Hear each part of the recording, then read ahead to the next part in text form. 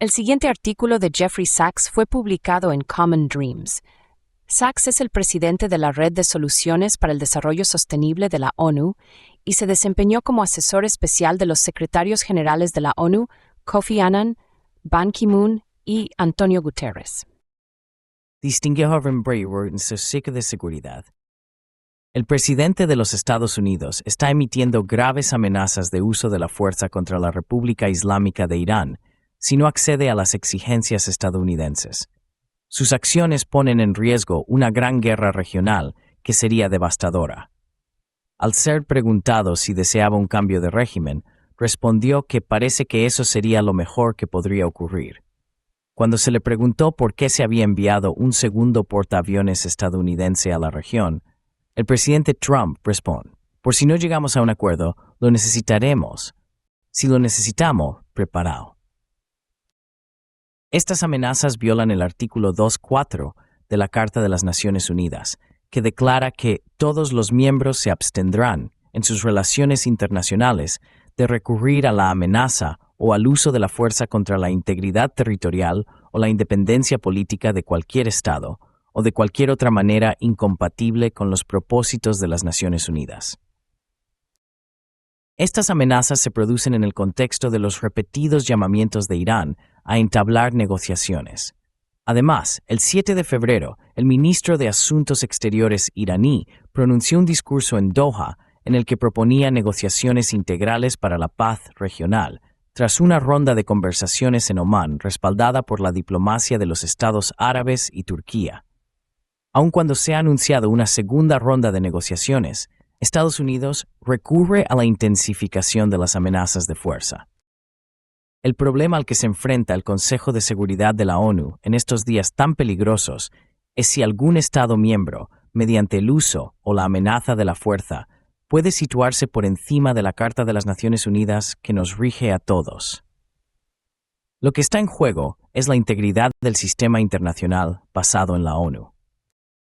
Uno de los papeles fundamentales del Consejo de Seguridad es instar a los Estados miembros a resolver sus disputas por medios pacíficos, como la negociación, la mediación, el arbitraje o el arreglo judicial, sin recurrir a la amenaza o al uso de la fuerza. Hoy, el mundo necesita con urgencia un compromiso renovado con la diplomacia. La amenaza actual de un ataque por parte de Estados Unidos no comenzó con ningún fracaso de Irán para negociar. Al contrario, comenzó con la repudia de Estados Unidos a unas negociaciones que ya habían tenido éxito. El 14 de julio de 2015, tras años de intensa diplomacia, Irán y los países del P5 más Alemania concluyeron el Plan de Acción Integral Conjunto para garantizar que el programa nuclear de Irán siguiera siendo exclusivamente pacífico. A cambio, las sanciones económicas impuestas a Irán. El JCPOA sometió las actividades nucleares de Irán a una supervisión estricta y continua por parte del Organismo Internacional de Energía Atómica, poniendo así fin al riesgo de una proliferación nuclear por parte de Irán, un riesgo que Irán había negado de forma constante. El 20 de julio de 2015, el Consejo de Seguridad de la ONU adoptó por unanimidad la Resolución 2131. Dicha resolución respalda el JCPOA y exhorta a todos los estados a tomar las medidas necesarias para apoyar su aplicación. Puso fin a las resoluciones de sanciones anteriores e incorporó el JCPOA al derecho internacional. El Consejo de Seguridad reconoció explícitamente el derecho de Irán a desarrollar energía nuclear con fines pacíficos en virtud del Tratado de No Proliferación y estableció un sólido régimen de verificación. Sin embargo, el 8 de mayo de 2018, 3 años después de la exitosa resolución del Consejo de Seguridad de la ONU, Estados Unidos se retiró unilateralmente del JCPOA. Esta retirada fue promovida activamente por el gobierno israelí. Desde finales de la década de 1990, el liderazgo de Israel ha afirmado repetidamente, de forma falsa e hipócrita, que Irán estaba a punto de obtener un arma nuclear, incluso cuando el propio Israel había adquirido en secreto armas nucleares al margen del Tratado sobre la No Proliferación de las Armas Nucleares, y hasta hoy se ha negado a adherirse al tratado y someterse a sus controles. Cuando el presidente Trump retiró unilateralmente a Estados Unidos del JCPOA el país volvió a imponer sanciones de gran alcance, en contradicción directa con la Resolución 29231, y lanzó una campaña de guerra económica destinada a paralizar la economía iraní que continúa hasta hoy. Las amenazas actuales de Estados Unidos son, por tanto, parte de un patrón de larga data de fingir interés en las negociaciones, mientras en realidad persigue la guerra económica y el uso de la fuerza militar.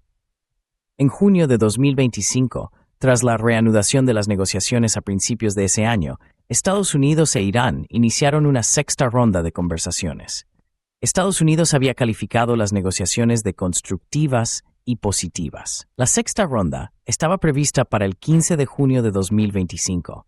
Sin embargo, el 13 de junio de 2025, Estados Unidos apoyó el bombardeo de Irán por parte de Israel. Una semana después, Estados Unidos atacó a Irán en el marco de la Operación Martillo de Medianoche.